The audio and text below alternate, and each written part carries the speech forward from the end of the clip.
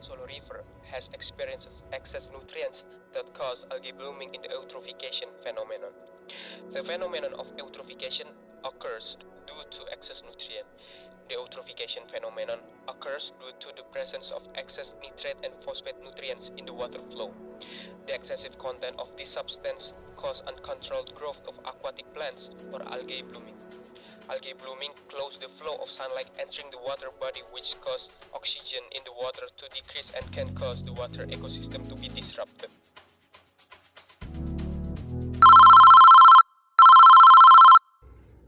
Zar, have you heard about the eutrophication in the Bengawan Solo River flows? Yeah, bro, I just saw it in the news. I think it's cool that we can overcome this phenomenon. Let's meet.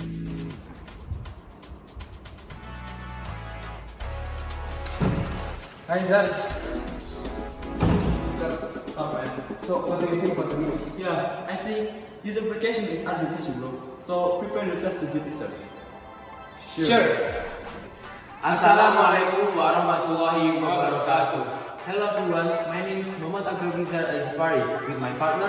My name is Shankara Atmajaya and we are from SMA Unggulan as the ISPO finalist in environment category with the research title The design of Ciptana bioreactor prototype to overcome the eutrophication phenomenon in the reservoir area of Bengawan Solo.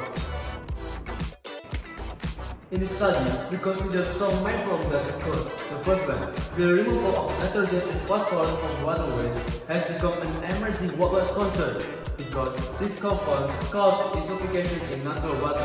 And the bad news is, eutrophication could be a risk to human health and inhibit the process of oxygen entering the water, which has an effect on reducing oxygen level in the water. This oxygen deficit condition disrupts freshwater ecosystem. One case of eutrophication can result in loss of up to 150 billion Indonesian rupiah. This loss due to fish death was more than 13,000 tons. Second, we consider that Central Java is a thick wood producer in Indonesia. Thick wood has the same carbon source content as aspen wood, which has been proven successfully in reducing nitrate and phosphorus levels. With this being said, we believe that thick wood has the same potential as the aspen wood. Third, interestingly, we find out that sulfate-reducing bacteria can use wood as the carbon source to enhance the denitrification process and play an important role in the nitrogen removal, which makes the removal of total nitrogen and total phosphorus more efficient in the wastewater.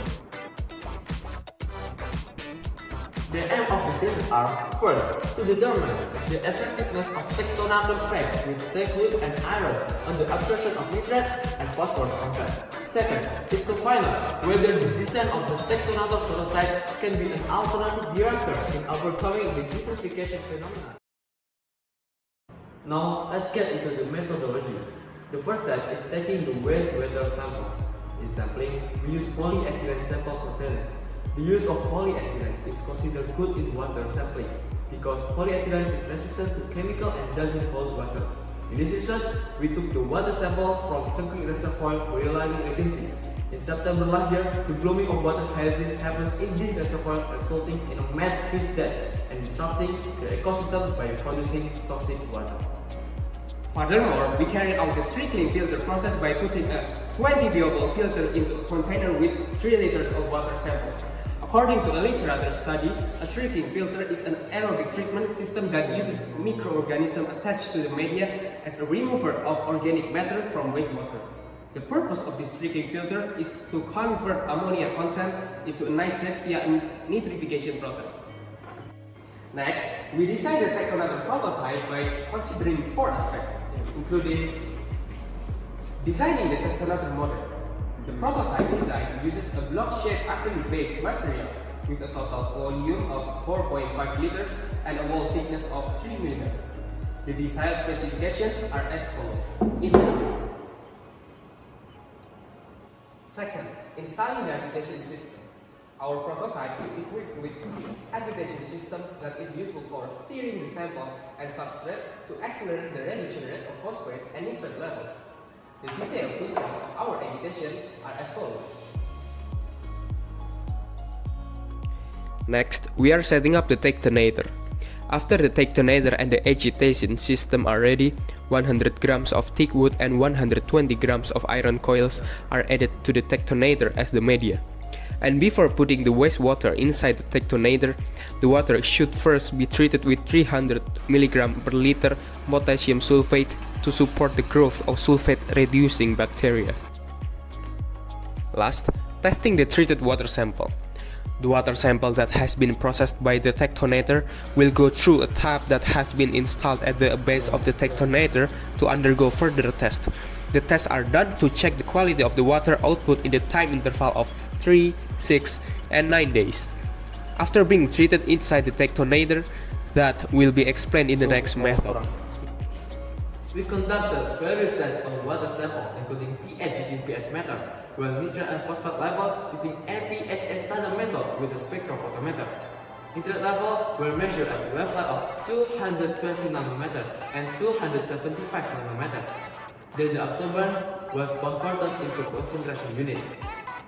Likewise, phosphate was measured with a wavelength of 690 nanometer, and then the absorbance was also converted into concentration unit. Now, let's go deep into the result and description. Here's the condition of the water sample before being treated. From this data, we can learn that the water is originally in alkaline condition. And after being treated inside of the tectonator for about 9 days, here is the record of pH change on each 3 days interval. From this pH change, we can learn that the condition becomes so acidic. It happens because the tectonator is operated under an aerobic condition that triggers microbial activity which produce organic acids that lower the pH. Next is the phosphate test result. It is shown from the data that in general, phosphate concentration is decreased by 46% after 9 days treatment. How could it be? It happened because decrease in phosphate was caused by excessive iron corrosion, which formed iron oxide. So it means that the addition of iron coils inside the tectonator is the factor which play a role in reducing phosphate. Last is the nitrate test results. It is shown from the data that in general, nitrate concentration decreased by 75% after 9 days treatment. How could it be? It happened because the nitrate reduction is caused by sulfate-reducing bacteria activity. The sulfate-reducing bacteria, which utilize thick wood as the carbon source and electron donor, triggering denitrification. So it means that the addition of the thick wood inside the tectonator is the factor which play a role in reducing nitrate. And you know what? It's never been done in Indonesia, so we have to make a new change.